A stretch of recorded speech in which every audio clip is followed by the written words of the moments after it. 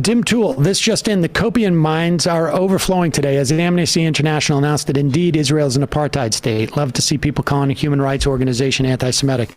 Yeah, I mean, I think this is, there's certain inevitability of people reacting that way. But the fact of the matter is there have been many Jewish officials, Israeli officials, in addition, obviously, to Arab officials Arab Israeli officials, who have said that Israel is either very close to becoming an apartheid state or is in fact an apartheid state. And it's just the reality. And I can understand why people are upset about it because there's some pretty bad connotations with it, but it is simply the facts. From Amnesty International, the comprehensive report, this is them writing about their own report, sets out how massive seizures of Palestinian land and property, unlawful killings, forcible transfer, drastic movement restrictions, and the denial of nationality and citizenship to Palestinians are all components of a system which amounts to apartheid under international law. I mean, what part of massive seizures of Palestinian land and property, unlawful killings, forcible transfer, drastic movement restrictions, denial of nationality and citizenship, what part of that is not factual? Well, just because the Israeli government isn't putting up its hand and saying we are allowing these extrajudicial killings, but as opposed to just like passively and with a wink and a nod allowing for these settlements as well into Palestinian land. But this is a specific, there is a specific checklist essentially for international law. Yeah.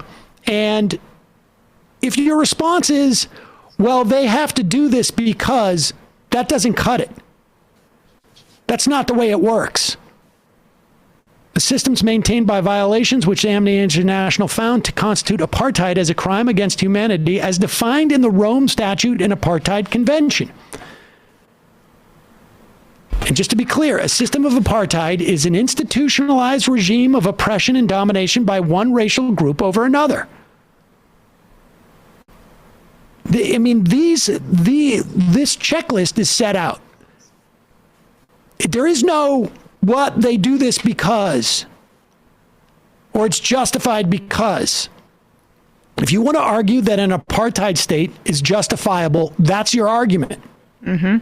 But that doesn't change the reality of what is on the ground. If apartheid means anything, it means what's going on in Israel. And if you want to revert and attempt to argue it's justifiable because, then live with that. Make that argument. Amnesty International recognizes that Jews, like Palestinians, claim a right to self-determination and does not challenge Israel's desire to be a home for Jews. Similarly, it does not consider that Israel labeling itself a Jewish state in and of itself indicates an intention to oppress and dominate. So this is not about anybody saying that Israel doesn't have the right to exist. Even in their own statement, it doesn't have anything to do with Israel labeling itself a Jewish state. It has to do with specific actions that Israel has taken against Palestinians based solely on the fact that they're Palestinian. That's it. That's led by their political leadership. That's what apartheid means. And there is no mitigation of that because you think that they have a reason to do it, or because of security concerns, or because of past trauma, right? I mean, this is the actions of Israel and the apartheid is, you can make a real compelling argument for a knee-jerk reaction to generational trauma, and there's like a whole history behind that. But again, that doesn't take away from the apartheid, the subjugation, the disproportionate killing, the disproportionate power dynamics, which are consistently erased in order to paper over what's actually happening in Palestine right now. It's illegal. It's apartheid in every sense of the word, and it's old school colonialism in many ways, and that is consistently undercut by powerful narratives because the United States and Israel have this close relationship. And the land takeover and the fact that there's contamination of water on the Palestinian side, and the fact that, this has become more and more radically right, even if it's rooted in some trauma. Maybe this is a government that has gotten further and further right and brought in voters that are further and further right than 25 years ago. So this is a political move. Let's not make this a nationalist. It's not even a nationalist move. It is a political move. At the LD page points out to me is from South Africa that most South Africans in general consider Israel to be an apartheid state, and Mandela did in particular. Yeah.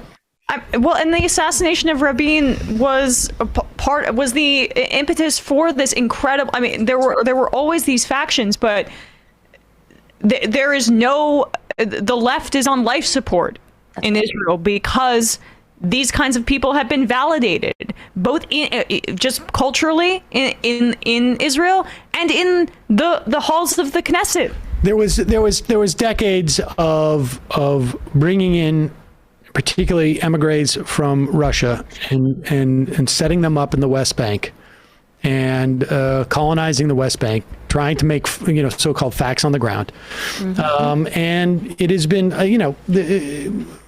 also multiple U.S. presidencies that have in some instance, I think the Bush administration accelerated and exacerbated it. And then I think largely since then it's been neglect because I think, Obama and even Trump to some extent probably just thought this is intractable and we're not going to get messy with it. And so we just keep sending weapons. But this is, supporters of Israel and really supporters of what Israel is doing have to contend with the fact that it's apartheid. Mm-hmm. And then, if you find that you can somehow justify an apartheid regime, that's on you. But it is an apartheid regime. Sorry, I didn't mean to interrupt you. They know in their hearts, many of these most hardcore hawkish supporters understand what this is, but they find the subjugation justifiable, and that's the uncomfortable reality of it, and that's the grossest. And so, when as Michael said, right, in that video that went everywhere, it is not complicated. You look at the power dynamics, and it's easy to discern if you don't have any sort of pre-existing bias about it.